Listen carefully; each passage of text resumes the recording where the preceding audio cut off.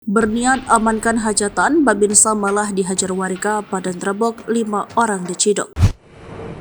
Niat amankan hajatan nasi Babinsa Koramil 1 Koptu Suyoko justru berakhir pilu.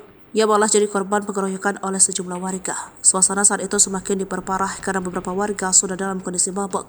Satreskrim Polres Grobogan meringkus 5 pria pengeroyokan Koptu Suyoko Babinsa Koramil 01 Purwodadi di hajatan pernikahan salah seorang warga di Desa Ngembak, Kecamatan Purwodadi, Kabupaten Grobogan, Jawa Tengah.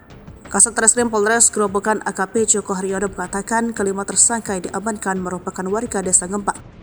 Benar, langsung diamankan seketika itu juga, kata Joko saat dihubungi melalui ponsel Senin 4 Desember 2023. Menurut Joko, saat ini kasus dugaan penganiayaan yang menimpa Koptu Suyoko masih dalam pemeriksaan penyidik Satreskrim Polres Grobogan.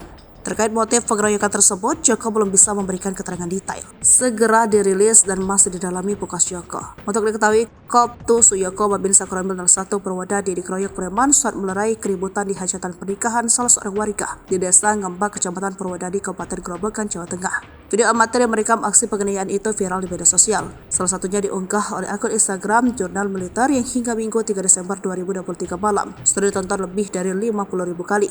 Kapolsek Purwodadi AKBP Dedi Setianto mengatakan, Koptu Suyoko beserta personel Polsek Purwodadi sebelumnya diterjunkan mengamankan keramaian hiburan organ tunggal pada resepsi pernikahan hingga kemudian cekcok terjadi pada Sabtu 2 Desember 2023 malam. Naas Koptu Suyoko yang seketika berupaya menengahi justru menjadi sasaran amukan warga yang sudah dalam kondisi mabuk minuman keras. Dianiaya saat bertugas dalam rangka mengamankan acara pernikahan warga dengan hiburan solo organ terang Dedi.